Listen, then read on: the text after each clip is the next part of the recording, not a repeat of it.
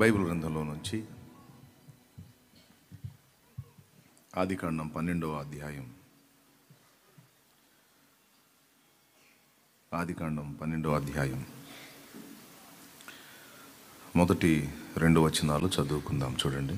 యెహోవా, నీవు లేచి నీ దేశము నుండి నీ బంధువుల యొద్ద నుండి యెహోవా నీవు లేచి అంటున్నాడు, నీవు లేచి నీ దేశము నుండి నీ బంధువుల యొద్ద నుండి నీ తండ్రి ఇంటి నుండి బయలుదేరి నేను నీకు చూపించు దేశమునకు వెళ్ళుము. నిన్ను గొప్ప జనముగా చేసి నిన్ను ఆశీర్వదించి నీ నామమును గొప్ప చేయుదును. నీవు ఆశీర్వాదముగా నొందువు. నిన్ను ఆశీర్వదించు వారిని ఆశీర్వదించెదను, నిన్ను దూషించు వారిని శపించెదను.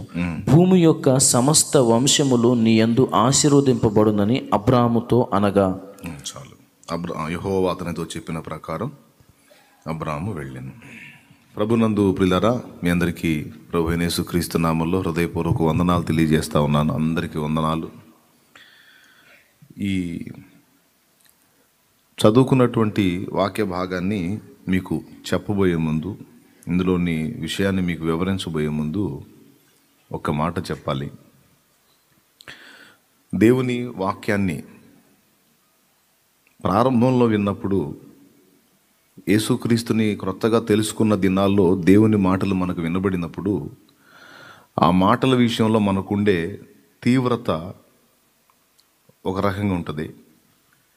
కొన్ని సంవత్సరాలు గడిచిన తర్వాత, కొన్ని అనుభవాలు పొందిన తర్వాత, కొంత ఆత్మీయ ప్రయాణం జరిగిన తర్వాత దేవుని మాటల్ని మనం తీసుకునేటువంటి తీవ్రతలో మార్పు ఉంటుంది పక్కాగా.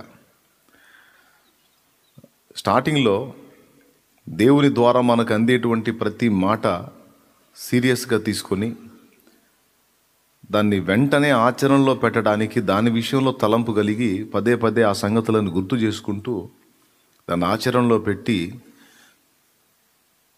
దేవుని ముందు ధైర్యంగా నిలవడానికి ఆశపడతాం. కానీ కాలం గడిచే కొద్దీ ఈ పరిస్థితుల్లో మార్పు వచ్చేసి సంవత్సరాలుగా వినటానికి అలవాటు పడిపోయి,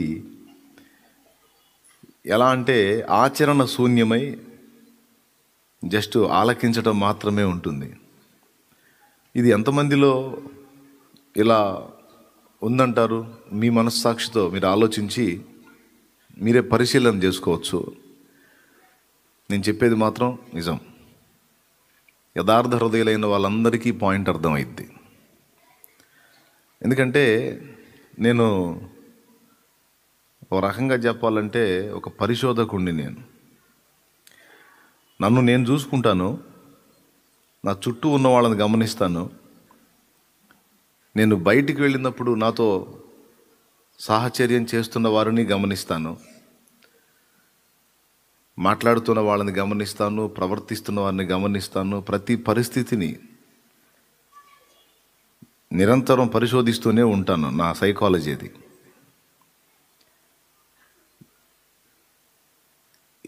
ఏది పట్టించుకోకుండా ఉండే టైపు కాదు నేను. అయితే నేను పరిశోధిస్తున్నాను, లేకపోతే నేను గమనిస్తున్నాను అన్న సంగతి వాళ్ళకు కూడా అర్థం కానట్లుగా అందరినీ గమనిస్తాను. అలా నా పరిశోధనలో తేలిన విషయాలు ఎన్నో మీతో పంచుకున్నా. అందులో ఇప్పుడు నేను చెప్తున్న ఈ మాట కూడా ఒకటి. నేను దేవుని మాటలు అందిస్తాను, దేవుని పరిశుద్ధాత్మ ప్రేరణతో మాటలు అందించిన తర్వాత ఆ మాటలు అసలు నాలో ఎంతవరకు నెరవేరుతున్నాయి అనేది నాకు ఒక ప్రశ్న. సరే, 10 మాటలు వినబడితే కనీసం ఒక 5 మాటలన్నా పాటిద్దాం అని నేను అనుకుంటాను అనుకో.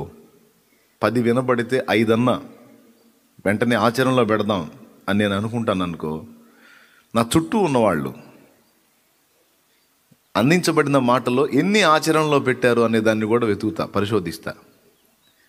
ఆ పరిశోధనలో తేలిన సారమే ఇప్పుడు నేను మీకు చెప్పింది. ఎంతమంది ఒప్పుకుంటారు?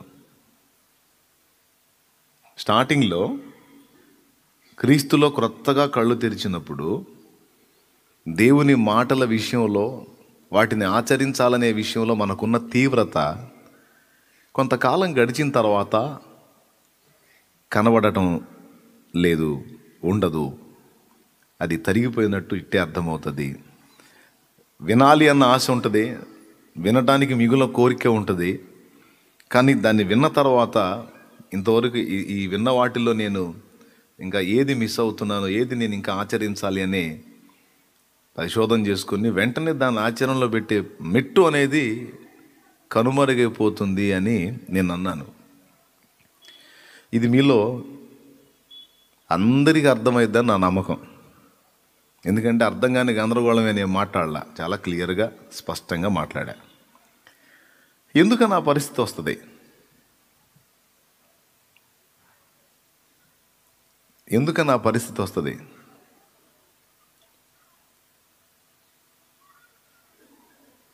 ఏమో, అది కూడా పరిశోధించుకోవాలి.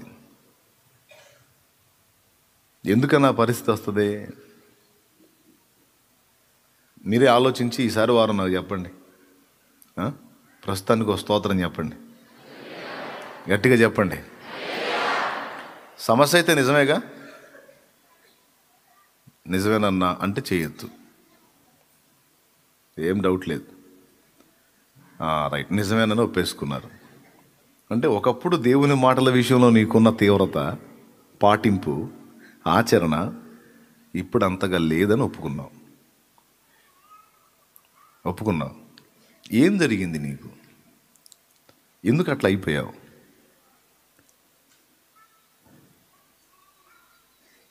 కొంతమందినైతే నేను చూస్తాను కదా, అస్సలు వదిలేసినటువంటి స్థితిలో కనపడతారు, అసలు మొత్తం వదిలేసినట్టే కనపడతారు. మళ్ళా ప్రభువా స్తోత్రం అని మళ్ళీ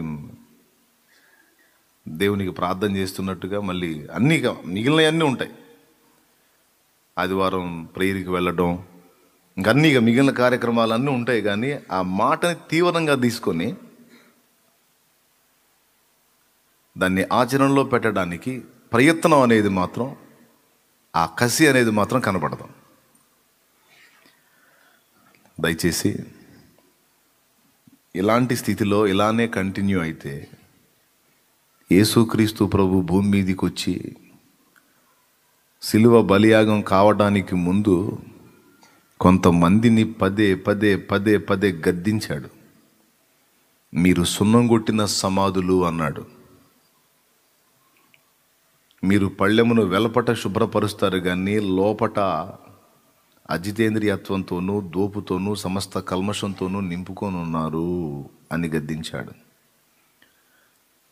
అయ్యో వేషధారులైన శాస్త్రులారా, పరిసయ్యులారా అన్నాడు. శాస్త్రులు అంటే తెలుసా మీకు? అసలు శాస్త్రులు అంటే తెలుసా? దేవుని వాక్యాన్ని ఈరోజు ముద్రణా యంత్రం ద్వారా, ప్రింటింగ్ మిషన్ ద్వారా మన చేతుల్లోకి ఒక కాపీని వందలు, వేలు, లక్షలు, కోట్ల కాపీలుగా ప్రింట్ వేసి మనకు అందుబాటులోకి తెచ్చారు నేటి దినాల్లో. అప్పటి రోజుల్లో శాస్త్రులు అనేవాళ్ళు చేసే పనేంటో తెలుసా? అప్పుడు ప్రింటింగ్ ప్రెస్సులు లేవు, అచ్చు ముద్రణ యంత్రాలు లేవు. అప్పుడు చూచి వ్రాత. ఉదాహరణకి బైబిల్ ఉందనుకోండి, గ్రంథం ఉంది. ఈ గ్రంథం మొత్తాన్ని మరొకడికి ఇవ్వాలి అంటే ఇందులో ఉన్న అక్షరాలన్నిటినీ నీట్గా మొత్తం ఎత్తి రాసేవాళ్ళు. ఇక వాళ్ళ పని అదే.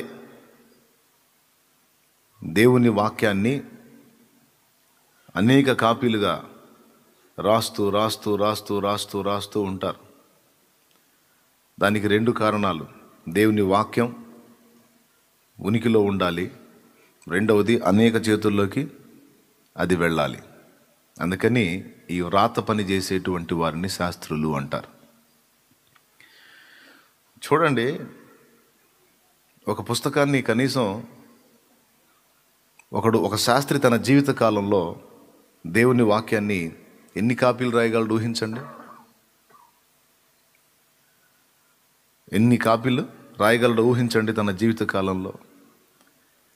అవునా? అలాంటి వాడికి దేవుని వాక్యం ఎంతగా మైండ్లోకి ఎక్కిద్దో చూడండి. అప్పుడోసారి బైబిల్ చదివే వ్యక్తులకే దేవుని వాక్యం అట్లా కదిలిస్తే చాలు అలా పోసేస్తూ ఉంటారు వచనాలు. అట్లాంటిది అచ్చంగా వాక్యాన్నే చూచి వ్రాసి ఎత్తి వ్రాసేటువంటి వ్యక్తులు వందల సార్లు ఆ పని చేసి ఉంటారు. దీన్ని బట్టి ఈ వాక్యం అంతా ఎక్కడుండి ఉంటుంది? వాళ్ళ తలలో ఉండి ఉంటుంది, వాళ్ళ చేతి వ్రాతలో. ఇప్పుడు వాక్యం శాస్త్రుల కంటే మిగిలిన వాళ్ళకి ఎవరికైనా ఎక్కువ తెలుసా? పెద్దగా చెప్పాలి.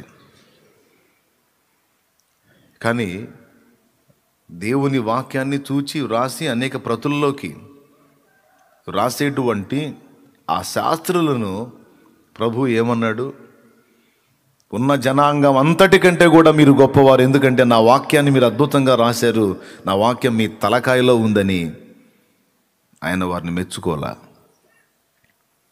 ఎందుకో తెలుసా? వారు చూచి రాసినటువంటి వాక్యం ఏదైతే ఉందో ఆ వాక్య దైవం వ్యక్తిగా వచ్చి వాళ్ళ ముందు నిలబడ్డాడు. బాగుంది. ఈ వాక్యాన్ని సంవత్సరాలుగా చూశారు, వందల సార్లు ఎత్తి రాశారు. కానీ ఆ వాక్యము శరీరధారి అయి వచ్చి వాళ్ళ ముందు నిలబడితే ఆయనను చంపవెతికారు, ఆయనను ద్వేషించటం మొదలుపెట్టారు, ఆయన్ని దూషించటం మొదలుపెట్టారు, విమర్శించటం మొదలుపెట్టారు. వేట కుక్కల్లాగా ఆయనలోని తప్పులను, లోపాలను, పొరపాట్లను, పాపాలను వెతికి ఆయనను నలుగురిలో ఆరడిపరచాలని కాచుకు తిరిగారు. ఎవరు? వాక్యం ఎరిగిన వారు, వాక్యం ఎరగని వారు కాదు, వాక్యం ఎరిగిన వారు. అంటే వాళ్ళ పరిస్థితి ఎట్లా అయిపోయిందంటే వాక్యము వారి తలకాయ నిండా ఉంది కానీ వారి హృదయంలో లేదు. వాక్యం తలకాయకి చేరటం వేరు, హృదయానికి చేరటం వేరు. Praise the lord. గట్టిగా చెప్పండి. వాక్యం తలకాయకి చేరిందనుకో, ఆ వ్యక్తితో ఇక మనం మాట్లాడలేం. కదిలిస్తే వచనాలే మాట్లాడుతూ ఉంటారు. ఇక అవతలవాడికి సౌండ్ ఉండదు, ఎందుకంటే వాక్య పరిజ్ఞానం ఉన్నట్టుగా. ఎందుకంటే తలకాయ నిండా వచనాలే ఉన్నాయి, బైబుల్ లెటర్స్ అన్నీ ఉన్నాయి. కాబట్టి కదిలిస్తే అన్ని దేవుని మాటలే మాట్లాడతారు, అంత దేవుని వచనాలే అట్లా పోసేస్తారు. కానీ హృదయంలో మాత్రం దానికి స్థానం ఉండదు. ఈ తలకాయలో మాత్రమే వాక్యాన్ని పెట్టుకున్న వాళ్ళ గతి ఏంటంటే ఆకులు గల అంజూరపు చెట్టు. ఆకులు గల అంజూరపు చెట్టు చుట్టూ తిరిగి, ప్రభు ఒక్క పండన్న దొరికిద్దేమని వెతికి ఒక్కటి కూడా కనపడకపోతే ఇక నీ జీవిత కాలంలో ఎప్పటికీ నువ్వు కాపు కాయకుందువుగాక అనేశాడు. ఎందుకండి? ఎందుకు? అకాలంలో పోతావు, అన్సీజన్లో పోతావు, టైం కాని టైంలో పోతావు. నీకు పండ్లు కనపడకపోతే నువ్వు ఎప్పుడు పోతే అప్పుడు పండు ఉండాలా? పండ్లు కాయని టైంలో పోయి పండు దొరకనందున శపించడం ఏమిటి? అంతే, శపిస్తాడు అంతే. అందులో రీజన్ ఉంది. ఎందుకంటే ఆ చెట్టు జనాన్ని మోసం చేస్తుంది. ఎట్లా మోసం చేస్తుందంటే దాని జాతికి భిన్నంగా ప్రవర్తిస్తుంది, జాతి లక్షణానికి భిన్నంగా. అంజూరపు చెట్టు ఆకు బయలుదేరితే ఆకు అంత సైజుకు వచ్చేసరికి ఈ కాండానికి ఆకుకి మధ్య భాగంలో దాని మొదల్లో చిన్న కాయ స్టార్ట్ అవుతుంది, పిందె. అంజూరపు చెట్టు లక్షణం అది. ఆకంతా పూర్తిగా విస్తరించి వచ్చేసింది ఆకు మొత్తం అంటే కనీసం పిందె స్థాయిలోనన్నా అంజూరపు కాయ ఉంటుంది. అంజూరపు చెట్టు లక్షణం అది. ఆకు మొత్తం ఓపెన్ అయిపోయింది, చెట్టు అంతా పచ్చగా ఆకులతో నిండిపోయి ఉందంటే అర్థం ఏంటో తెలుసా?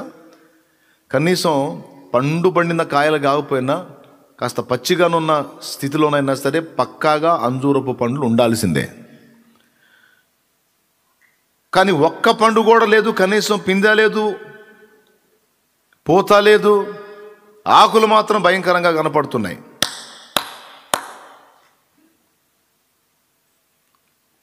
కడుపులో మండిపోయింది. ఇప్పుడు పండు లేనప్పుడు ఆకు కూడా ఉండకూడదు. స్తోత్రం చెప్పండి అందరూ కలిసి. మంచిగా చలి పుడుతుందా? పక్కన వాళ్ళ మొఖాలు చూడండి ఒకసారి. పలకరించిన పక్కన వాళ్ళ మొఖాలు చూడండి. బాగున్నారా అని అడగండి. దేవునికి మహిమ.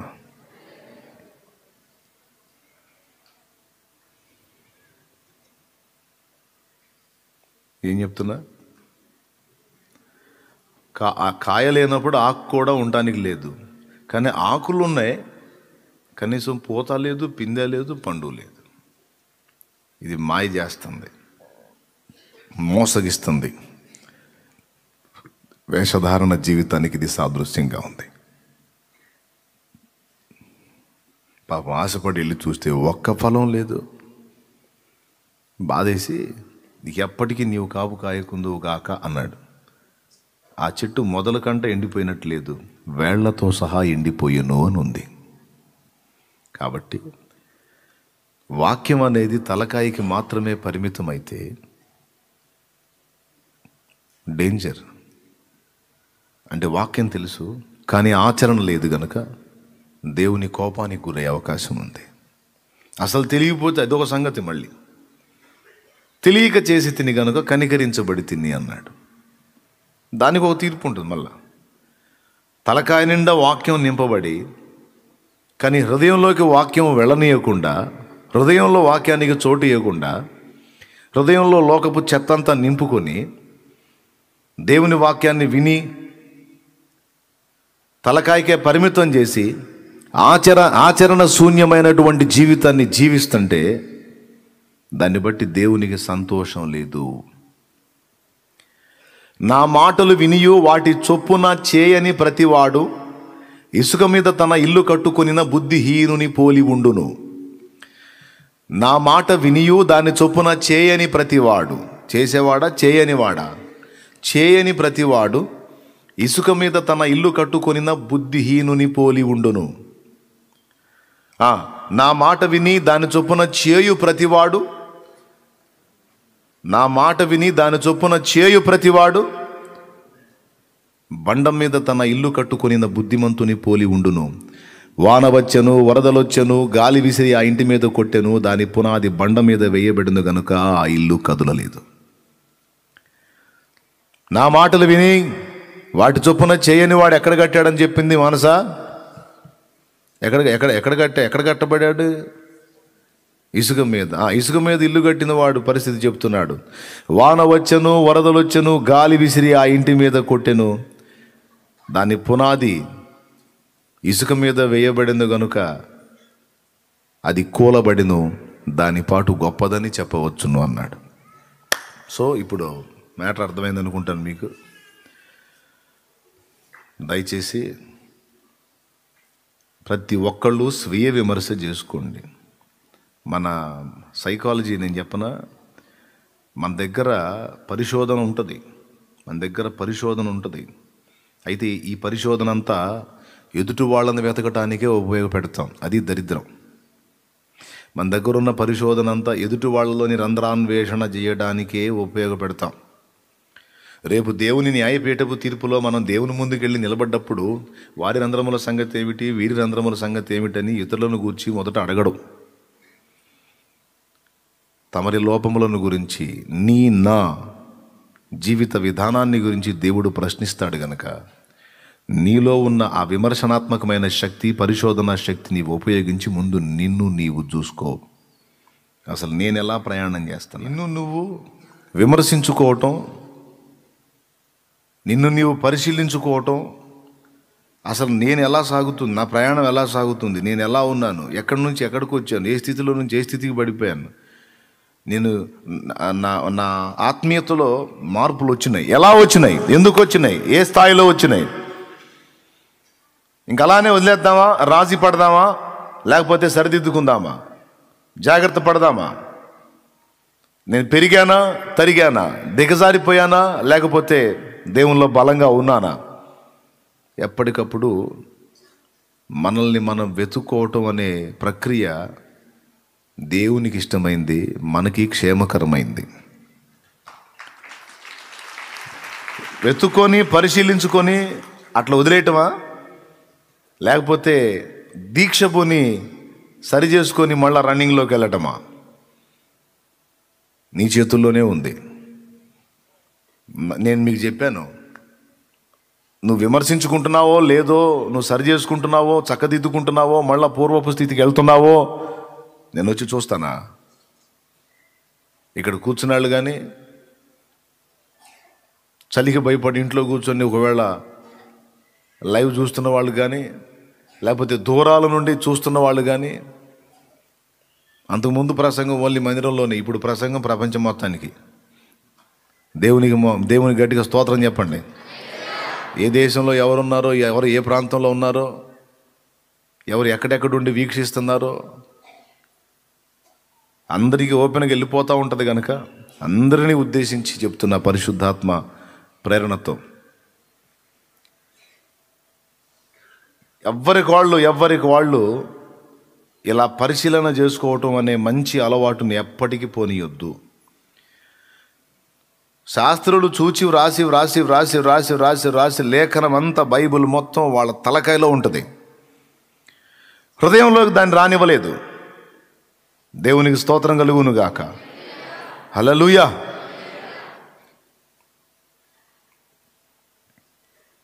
హృదయంలోనికి దిగనిచ్చినట్లయితే వ్యక్తిత్వం వేరుగా ఉంటుంది. కాబట్టి మీరు తలకాయ క్రైస్తవుల్లాగా ఉన్నారా, హృదయ క్రైస్తవుల్లాగా ఉన్నారా? హృదయంలో దేవుని వాక్కు ఉంటే ఆచరణ ఉంటుంది. ఆచరించబడినదే హృదయంలోకి చేరిన వాక్యం. చెప్పండి, మన చేత ఆచరింపబడినదే హృదయంలోకి చేరిన వాక్యం. మన చేత ఆచరణకు నోచుకొని వాక్యం అంతా తలకాయ క్రైస్తవ్యమే, తలకాయలో చేరిన వాక్యమే.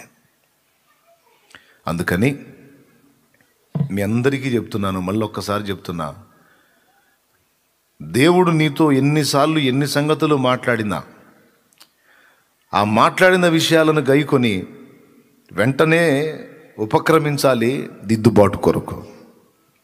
ఒకవేళ నువ్వు మంచిగా ప్రయాణం చేస్తున్నావు అనుకో, దేవుడు నీకు లోపాలుంటే దిద్దుబాటు చెప్తాడు. లోపాలు లేకుండా నువ్వు మంచిగా ప్రయాణం చేస్తుంటే నిన్ను ప్రోత్సహిస్తాడు. ఆ మాటల్ని బట్టి ధైర్యంగా ముందుకు వెళ్ళిపో. దేవునికి స్తోత్రం. హల్లెలూయా.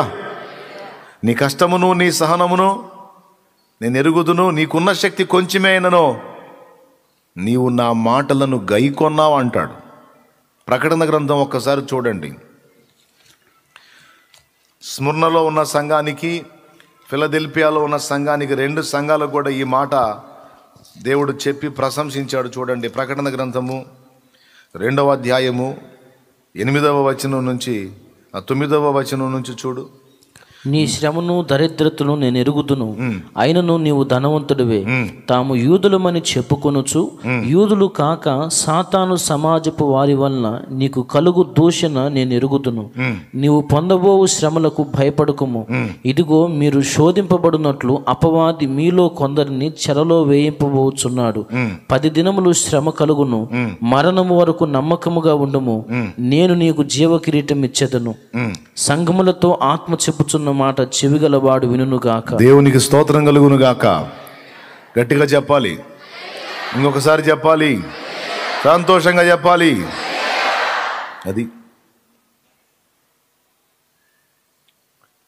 ఇక్కడ ఏమన్నాడు?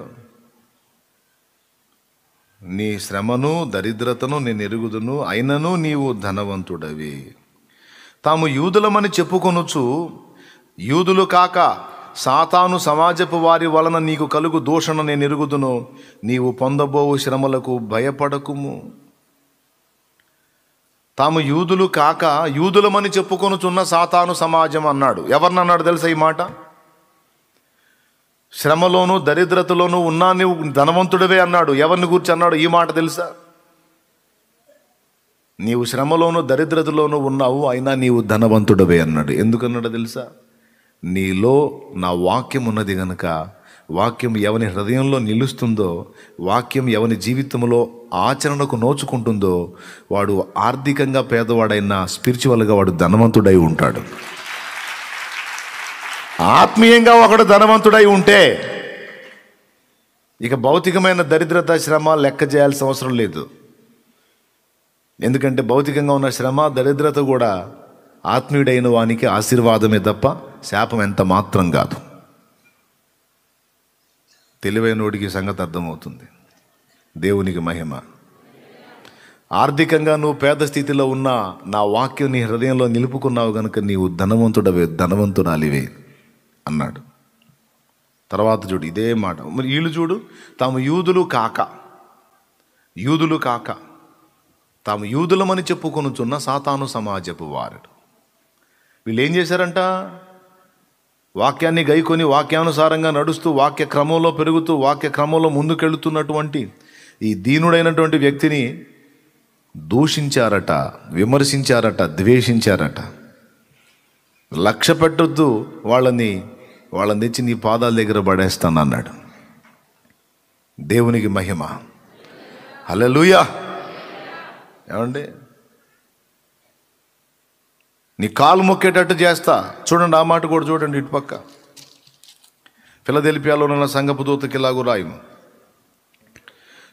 3:7 లేకపోతే 8 చదువు చాలు. నీ క్రియలను నేను ఎరుగుదును, నీకున్న శక్తి కొంచెమై ఉండినను నీవు నా వాక్యమును గైకొని నా నామము ఎరుగననలేదు. అదిగో నీవు నా వాక్యము గైకొని తలకాయలో తీసుకున్నావు అనలా. గైకొనుట, వాక్యము గైకొనుట అంటే ఏంటో తెలుసా? వినబడిన దేవుని మాటల్ని ఆచరించడానికి పూనుకొనుట. వినబడిన దేవుని మాటలను ఆచరించడానికి ఎవరైతే నడుం కట్టారో, ఎవరైతే పూనుకున్నారో వారు వాక్యమును గైకొన్నట్టు. వాక్యం విన్నంత మాత్రాన గైకొన్నట్టు కాదు, దాన్ని ఆచరణలో పెట్టినప్పుడు స్వీకరించినట్టు. లేకపోతే నువ్వు రోజులు నెలలు సంవత్సరాలు విన్నా బుస్సే. దేవునికి మహిమ. నీవు నా వాక్యమును గైకొని నా నామము ఎరుగనలేదు. ఇదిగో తలుపుని ఎదుట తీసి ఉంచి ఉన్నాను, దానిని ఎవడును వేయనేరడు. దేవునికి మహిమ కలుగును గాక. తలుపు ఎవరికి తీస్తానన్నాడు? వాక్యాన్ని ఎవరు గైకొంటారో, ఎవరు ఆచరణలో పెడతారో వారి ఎదుట నేను తలుపులు తీస్తాను. ఎలా తీస్తానంటే ఇక ఎవ్వడు ముయ్యలేనంతగా తీస్తాను. నేను డోర్ ఓపెన్ చేశానంటే ఇంకెవడో ముయ్యలేడు. ఫలానా విషయంలో తలుపు తీస్తానల్లా. అది శరీర సంబంధమైన దీవెనలా, ఆత్మ సంబంధమైన దీవెనలా, ఏవి పొందడానికి తలుపు తీస్తానన్నాడో చెప్పలేదు అంటే రెండిటికి నువ్వు అన్వయించుకోవచ్చు. ఇదిగో తలుపు నీ ఎదుట తీసి ఉంచి ఉన్నాను, దానిని ఎవడును వేయనేరడు. అంతే. వాక్యాన్ని గైకొన్న వాడికి ఒకటే వాగ్దానం, నువ్వు గైకొన్నావా? అట్లయితే నేను నీకు డోర్ ఓపెన్ చేశాను. అది భౌతిక లేకపోతే ఆత్మీయ, రెండు జీవితాలకు సంబంధించి. భౌతిక జీవితం అంటే శరీర సంబంధమైన జీవితానికి కావలసిన వాటికన్నిటికీ తలుపులు తీశాను. ఆత్మీయంగా అంటే ఆత్మ సంబంధమైన వాటన్నిటికీ కావాల్సినవి నీవు పొందినట్లు, అనుభవించినట్లు నీ కొరకు తలుపు తీశాను. రెండు విషయాల్లో నీకు మేలు కలుగునట్లు నీ ఎదుట తలుపులు తెరచి ఉన్నాను, వాటిని ఎవ్వడు ముయ్యలేడు. దేవునికి స్తోత్రం కలుగునుగాక.